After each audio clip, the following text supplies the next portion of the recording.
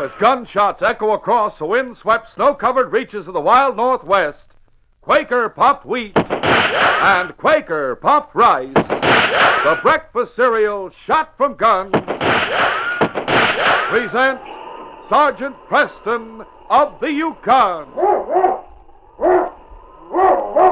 It's Yukon King, swiftest and strongest lead dog of the Northwest, blazing the trail for Sergeant Preston of the Northwest Mounted Police in his relentless pursuit of lawbreakers. On King! On, you husky!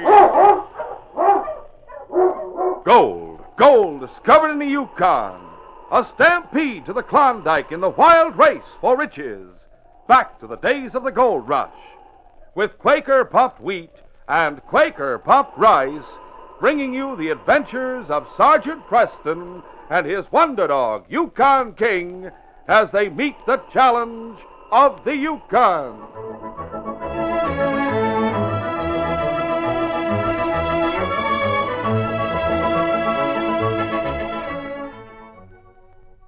There's no one that can make a better cereal than Quaker puffed rice.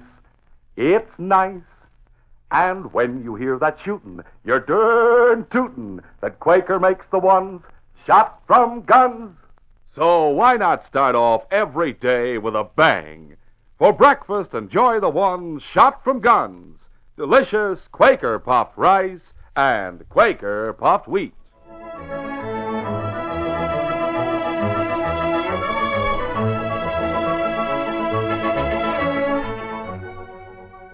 Sergeant Preston of the Northwest Mounted Police entered Inspector Conrad's office at Mounted Police Headquarters in Dawson. Sergeant Preston reporting, Inspector. Good morning, Sergeant. Sit down. Be comfortable. Thank you, sir. I sent for you, Sergeant, because I'm expecting someone here at 10 o'clock. I want you to meet him and hear his story. Of course, Inspector. It's just about 10 now. Yes, I hope he doesn't keep us waiting. Here he is now. Come in. Sergeant Preston, this is Mr. John Hawley. How do you do? Mr. Hawley, how do you do? Drop a chair, Mr. Hawley. Thanks, Inspector. Now I suggest that you tell the sergeant what you told me last night. All right. I represent a firm of counselors in London, Sergeant. I was sent here to the Canadian province to search for a certain young man. I must find him, or find definite proof of his death if he is no longer living. I see. What's his name? His name is Ernest Deming, but I'm sure he's never used the name. Huh? Why not? Well, let me explain. 20 years ago, a chap named Leroy Deming left England against his father's wishes and came to Canada as a missionary, bringing his young bride with him. He was the youngest son of Lord Deming, Earl of Richland. That's interesting. About 3 years later, Lord Deming received a hastily written letter from the young missionary. We found the letter recently among his lordship's effects. Mr. Hawley has that letter with him, Sergeant. It's right. It's right here. I'll read it. Says, Dear Dad, I'm writing this note in great haste and sending it to the nearest trading post by an Eskimo who is going to try to get through for help by dog sled. Diphtheria has broken out at our small mission. We are practically snowbound here, and many have died. Helen and I are doing our best, but it seems impossible that we'll escape the epidemic. When the disease broke out and before the snow blocked us in, an Eskimo woman took our 6-month-old son, Ernest, to safety in a nearby Eskimo village. When danger has passed, and if we survive, I'll write to you again. Your loving son, Leroy. Was that the last word received by Leroy's father? Evidently so. And the father made no effort to find him. His lordship's oldest son died a few years ago without issue. And Lord Deming died within the past year. We don't know what steps were taken, if any, to find out more about the baby Ernest. But we did come across a cablegram from the authorities here stating that the baby's father and mother had both died during the epidemic. I see. Now, if Ernest Deming, who is now about 18 years old, is alive, he is heir to the estates and titles. Otherwise, he'll go to a nephew of Lord Deming, a wastrel and scoundrel named Jeffers Hooker. Does the nephew know of that letter? Yes. When he claimed the estates and titles, he was shown the letter and told that a search was to be made for Ernest Deming. Sergeant, I want you to help Mr. Hawley in his search for Lord Deming's heir. Very well, sir. Is there a postmark on the envelope, Mr. Holly? Yes, it was postmarked 40 Mile, Yukon Territory. And that's where we'll go. From there, we'll start our search among the Eskimo villages for Ernest Deming. When will you start, Sergeant? This afternoon, if Mr. Holly's willing. The sooner the better.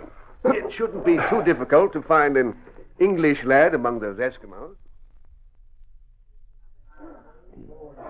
At a table near the front window in the Dawson Cafe, Jeffers Hooker, Lord Deming's nephew, sat with a rough-looking companion talking in low voices. It's rather lucky I ran into you, Kane, on the way up here from Seattle. You haven't changed your mind about helping me, have you? If you pay what you promised, I'll go through with it. Now, what are your plans, Jeff? To leave for 40 Mile right away and find young Deming before he does. Then what? Then we must see to it that he's put out of the picture. Yes, I get it. The dog sled and supplies are waiting out back right now. Well, then we shall leave. Mr. Holly is at Mountie headquarters, probably trying to get information. Oh, come in. We can't waste time. On a trail about a mile out from 40 Mile, a young girl about 18 moved along toward town on snowshoes. Lucy Pittman, daughter of the town banker, was a kind-hearted and determined young lady who, in spite of her father's objections, befriended some of the less fortunate people around town. Lucy was returning home after paying a visit to an impoverished widow outside of 40 Mile. As the girl rounded a bend in the trail, she stopped suddenly and stared in fright as a large timber wolf crossed the trail in front of her. Go away! Go away! Lucy stood rooted to the spot as the large, vicious-looking animal moved slowly forward with bared fangs. Then, as the wolf crouched as if about to spring, the girl screamed. Help!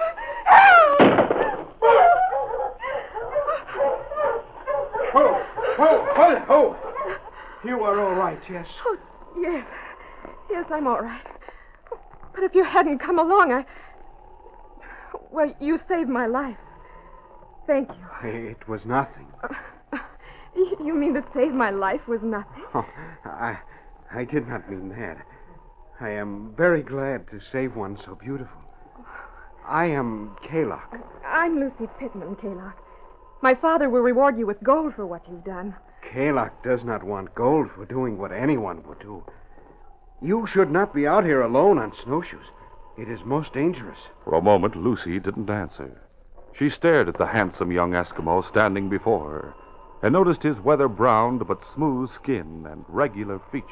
You know, somehow you're different from other Eskimo boys I've met. The way you speak, for instance. My mother, Kuna, had books from the white man's mission. She could read and write. She taught me much. Oh, I see. Well, if you're on the way to town, my father will want to thank you. Well, you have thanked me. That is enough. Now you ride on sled. Kalok will take you to home of your father. That's very kind of you. I take snowshoes. Oh, thank you. It will not take us long to reach town. I'm ready.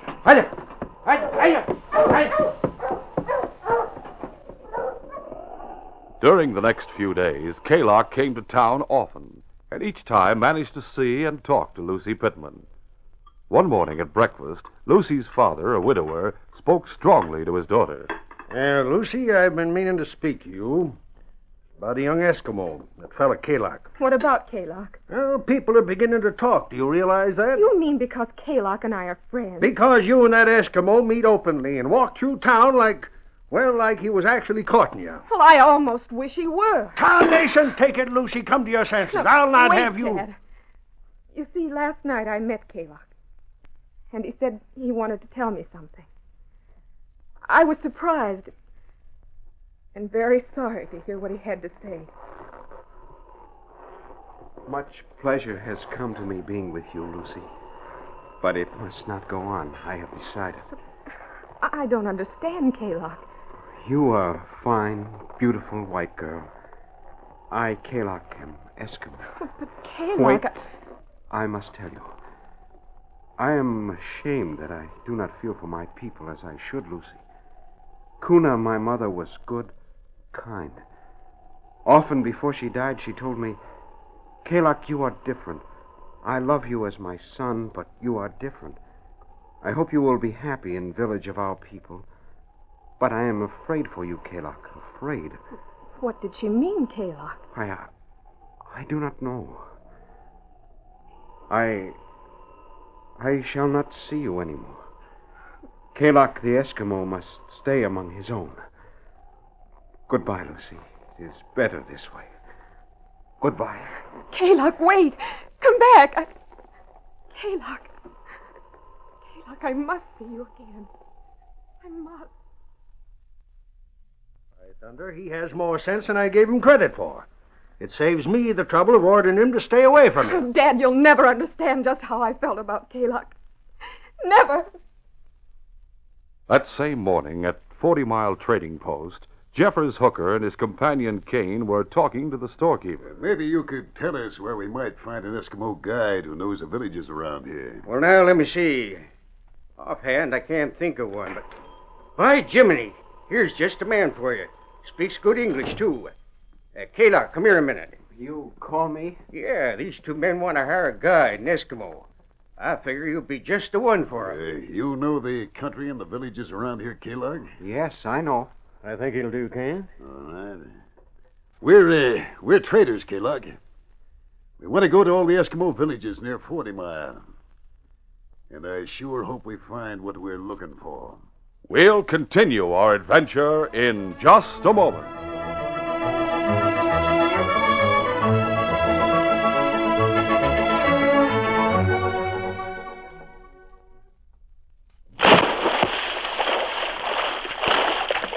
Golly, fellas and girls, watch how fast that young Indian swimmer can swim. Why, he's just like a fish. Look at the power in his strokes. And here he comes back already. Good swim. Boy, you must be the fastest and most powerful swimmer in the Yukon. Me beat every brave in tribe. I suppose you're pretty smart about what you eat. Oh, must be so. Say, do you eat Quaker puffed rice and Quaker puffed wheat? Oh, every day. Sure as sun rises. Good. And tell me what you like best about the ones shot from guns. Oh, they big.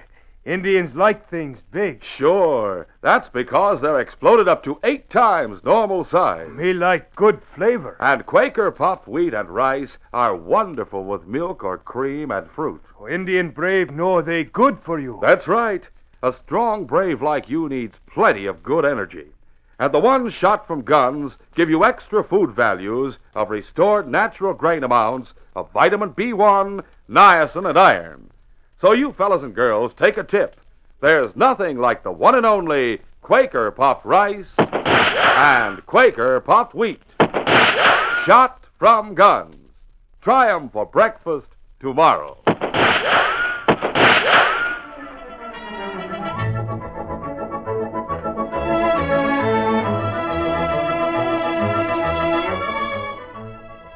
Now to continue.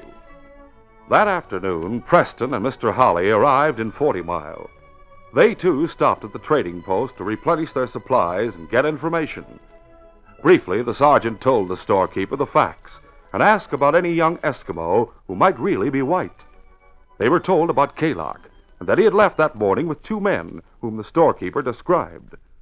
Preston's interest in Kalak was aroused, and when he learned of the young Eskimo's friendship with Lucy Pittman, decided to question her. Later, the sergeant and Mr. Holly were talking to Lucy at her home. Think, Lucy, did Kalak say anything unusual that you remember? Well, yes. Something that I told Dad about. It seems that Kalak's mother told him that she loved him as her son, but that he was different. That she was afraid he'd never be happy with the Eskimos. Oh, that's interesting. Very. I think we should try to find that fellow. Why? What has he done, Sergeant? Now, What don't worry, Lucy. Kalak isn't in trouble. All he wants information. The last time I saw Kalak was this morning. He was waiting outside the bank for the men who were using him as a guide. I saw him through the window. Why did the men come into the bank, do you know? Oh, yes, one of them, the tall one, changed some English banknotes for gold. English banknotes, you say? Yes. Well, that's unusual, isn't it, Sergeant? It isn't unusual for someone who's just come to the Yukon from England, such as Lord Deming's nephew, Jeffers Hooker, for instance. See, you're right. Hooker is tall, dark, thin nose, eyes close together, clean-shaven. Lucy, does that describe the man who changed those banknotes? Well, yes. Yes, it does, except that he wore a beard. Beard could easily be grown while making a trip from London. By Jove, Sergeant, you must be right in thinking he's Jeffers' hooker. He stands to lose a great deal if Ernest Deming is found, Mr. Holly. I could get something that Kaylock had worn, something to give King his scent. I have something. Last night, Kaylock dropped a glove. I was hoping he'd come back to get it. It's in the table drawer. Would you mind letting me take it along? Oh, well, no, I'll get it for you. Here it is. Oh, thank you. Perhaps if you come back this way, you'll stop and tell me how it... Well, if Kaylock is safe. Of course. We might even bring Kaylock back with us to see you. Let's go, Mr. Holly. Goodbye. Goodbye. Bye, Lucy. Once outside, Sergeant Preston, with Mr. Holly on the sled, went to the front of the bank. There, he stopped the dog team. Looking! Hello! I don't quite understand what you intend to do, Sergeant. Mr. Holly, from what we've learned of Kaylock, I think he might be the man we're seeking. You mean Kaylock might be Ernest Deming? What gives you that idea? From the storekeeper's description, he's about the right age and speaks English better than any of the others. His mother attended a missionary school, too. That's true. I recall the storekeeper saying all that. What Lucy said adds to my convictions. Kaylock's Eskimo mother told him he was different. Said she loved him as a son, but was afraid he'd never be happy with Eskimos. He could be Ernest Deming at that. Yes, and from the information we've received, one of the men who hired Kaylock as a guide must be Jeffers' hooker. Great heavens. If that's true, then Hooker is being guided by the very man he came here to find and perhaps murder. With the scent from this glove, King will be able to pick up Kaylock's trail. Here, King. Here, boy. Get the scent, fella. Find him. If Kaylock is Ernest Deming, and if Hooker finds it out, Kaylock may be murdered. All right. On King! On, you husky! Meanwhile, Kaylock first guided the men who had hired him to his own village. There, Hooker and Kane set out a suitcase full of trinkets, and under the guise of trading, they noted each of the young male Eskimos who gathered around them. None of them look white to me, Jeff. Yes, I know. But I have another plan. Oh, perhaps some of you have books, white man's books to trade. If so, bring them to us. You, Kaylock. You have black book with gold on front. White missionary, give it to Kuna, your mother. I keep book, not give it in trade. Kuna left book to me. It have block of gold. But Kuna tell me to keep good book and not open it, ever. Oh, well, come now, Kaylock. Be a good fellow. Let us see the book you have. You needn't trade it if you don't wish to. All right, I go bring book. But I not trade. A few minutes later, Kaylock returned to the group carrying a leather-bound, gold-lettered Bible, closed and locked by a gold clasp. Here, good book. I keep it. It have small key on string to open lock. A white man's Bible. Bring the other suitcase from the sled, Kaylock. Perhaps there's something there you'd want for this. I go get suitcase, but I not trade book. Kane, get the others interested in the trinkets. I'm going behind the hut and open this clasp. All right. Hey, look at these fine trinkets here, buddy. Quickly, Hooker slipped around the hut. Using the small key, he unlocked the clasp. Writing on the flyleaf. Leroy Deming. Born to Leroy and Edith Deming, his son Ernest. January 9th, 1880. By Jove, that fellow Kaylock. He must be Ernest. Quickly, Hooker tore the 2 pages from the front of the book, rolled them into tight wads, and dropped them into the snow. Then he snapped the clasp back in place. They returned to the group just as Kaylock approached with the other suitcase. Kaylock, I've changed my mind. We've done enough trading here. Let us start for the next village. But it near sundown, Mr. Hooker. It best to wait until morning. You said you knew the country. Of course. I put away my book now. Oh, you shouldn't leave that around your hut, Kaylock. You should take it with you. Someone might steal it. Eskimo do not steal. But you may not get back for some time. I take it with us. I go pack cases on sled now. What'd you find out? Kaylock, he's the one. Holy mackerel. Get quiet. We shall leave here for the next village. Then on the way, we'll get rid of him. Come along. Sled is packed and ready to go. Sergeant Preston and Mr. Holly had left 40 Mile a few hours after Kaylock and the others, but they traveled fast and made good time. They arrived at the Eskimo village just a short time after the two men had left with Kaylock. They questioned the Eskimos about the recent visitors. What did they do while they were here? They showed trinket. Try make trade. They must not have stayed long. No. Kaylock show 'em black book with gold lock. Fellow with beard want trade. Kaylock say no. Him send Kaylock for more trinket to sled. He see fellow with beard go back of hut with book. Then him come out. Him in hurry get away. Then pack up. Give Kaylock black book back. Leave. What do you make of it, Sergeant? Wait, I'll go look behind the hut. Come on, King.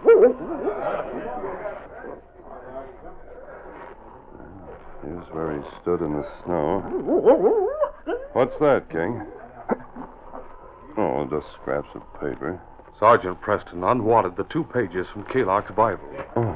Then he quickly rejoined Mr. Holly. You seem excited, Sergeant. Yes, look here. These were torn from that Bible. What? Yeah. Great heavens. Then Kaylock is earnest. Yes, and the men with whom he's traveling know it. We must reach them before they kill the boy. Once more, King picked up the trail. The Mountie and Mr. Holly started in pursuit of Kaylock and the other 2 men. On, King! On, you husky! The glow of the setting sun was still on the horizon when Jeffers Hooker and his friend Kane turned off the trail behind a low ridge and stopped. Ho there, ho there. Ho! Why do we stop behind ridge, Mr. Hooker? I shall tell you in a minute, Kaylock. Oh, by the way, do you carry a gun? No. I have rifle on my sled. Why do you... All right, reach. Be quick about it. But I don't understand. Why do you point gun at me? Kaylock, you'll never know why we had to shoot you. But I shall tell you this much. You stand in my way. I have done nothing to There's you. no time for further talk. Walk to the edge over there. Go ahead, walk like he said. Slowly, Kaylock walked to the edge of a cliff. He stood without any show of fear, waiting for the shot he thought must follow. All right, Kane. Shoot. Sure. He'll drop into the snow bank below the cliff. He'll be missing for good then. Here it goes. Hold it! Oh, my arm! Kane, it's a Mountie on the top of the ridge. I'll get him. Ow! The shot that caused Jeff to fall with a wound in the leg, but he still held his gun. Before he could raise it to shoot again, King leaped at him with a savage growl. On guard, King. Hooker, as we came around a bend in the trail, I saw you turn off and go behind this ridge. I figured you might be up to something and ran ahead. Good shooting, Sergeant. I thought the boy was a goner for a moment. Sergeant, you saved my life. I am grateful. Ernest, is your lordship all right? I do not understand such strange talk. We'll explain on the way to 40 Mile. I arrest you 2 men in the name of the Crown for attempted murder. I'll bandage their wounds, then take them to jail. The following day, Sergeant Preston, with Mr. Holly and Kaylock, went to Banker Pittman's house when they were certain he was home with his daughter, Lucy. Lucy herself opened the door. Sergeant Preston, did you find Kaylock and was... Oh, Kaylock. Oh, I'm so glad to see you again. Do come in. Well, Sergeant Preston, That Eskimo. What's the meaning of this? Why have you brought him here? I understand he's calling on your daughter, Mr. Pittman. What? Does he dare... Hold on, Mr. Pittman. First, let me introduce Mr. Holly of London, England. How do you do? How do you do? Now, Sergeant, tell me what's the meaning Pardon, of this. Mr. Pittman, but I'm sure you haven't met Lord Deming, Earl of Richland. Of course I haven't, but... What the deuce are you talking about? I'm introducing this young man, sir. I am most happy, Mr. Pittman. Wait a minute. What is this? A joke is a joke, It's but no joke, Mr. Pittman. Kaylock is really Lord Ernest Deming, Earl of Richland. His father was a missionary, but Ernest was brought up as an Eskimo. We've just been able to prove his identity and tell him of his good fortune. Great jumping catfish. Oh, Kaylock, Now, you must call me Ernest, Lucy. I hope to take you to England if you'll... Oh, of course, Ernest. You mean Lucy'll be the wife of an earl? Holy smoke. And I thought he wasn't good enough. Lucy loved him when he was just an Eskimo. I think they'll get along all right. That is right, Sergeant. We will be very happy. We're happy for you, Ernest, and very glad to say this case is closed.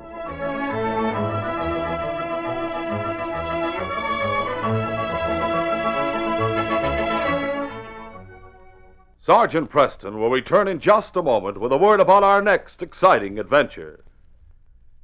In 3 seconds, fellas and girls, name the breakfast cereal the whole family likes to eat. Wait now. We didn't say the one that Dad alone likes, or you, or Mom, but the whole family. Why, sure. In 3 seconds, you can give the answer. Delicious Quaker puffed wheat and Quaker puffed rice. As Mom knows, some of your family like their cereal not so sweet, some like it ever so sweet. And that's the beauty of Quaker puffed rice and Quaker puffed wheat. Your family gets the sun-ripened natural flavor that old Mother Nature puts into the good natural grain. No factory sweetening is added. So each one in your family can sweeten it with sugar just the way he likes it. So be sure Mom gets the big red and blue Quaker packages with a sealed inner lining that keeps delicious Quaker puffed wheat and rice as crisp as can be. And say, fellas and girls, something big is coming your way. Something new, something different, right out of the great Northwest. Something you'll want for your very own. Be first to hear full details of a terrific offer on this program real soon. Be sure to be listening.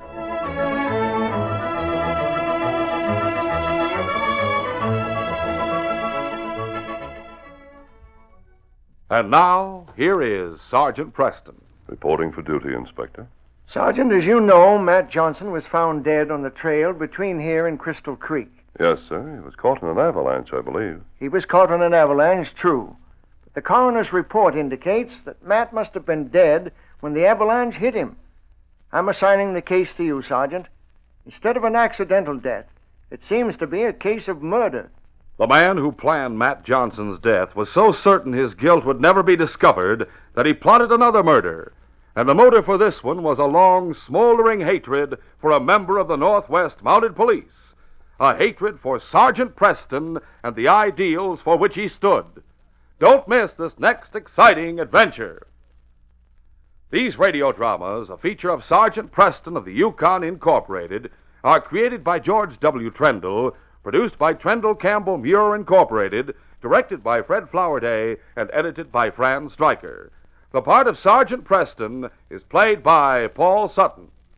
Sergeant Preston of the Yukon is brought to you every Tuesday and Thursday at this same time by Quaker Puffed Wheat and Quaker Puffed Rice, the breakfast cereals shot from guns.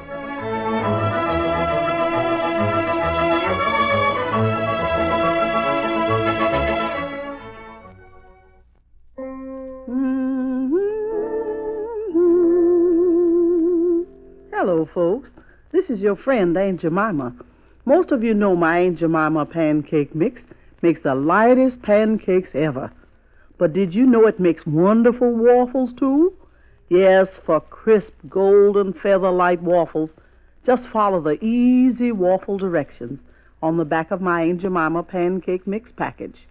And quick as a flash, you'll bake waffles folks rave over, like my song says. What do most folks love to eat? Waffles, waffles. What kind are the biggest treat? Aunt Jemima's are. Aunt Jemima waffles, golden, tender, light. Easy to fix with my pancake mix. Have some this very night. Thank you, folks.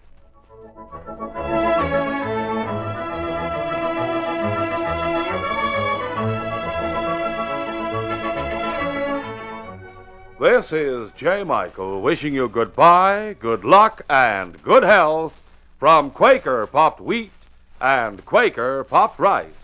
So long. Listen tomorrow at the same time to the Green Hornet, brought to you by the drink that makes you feel fresh again, delicious Orange Crush.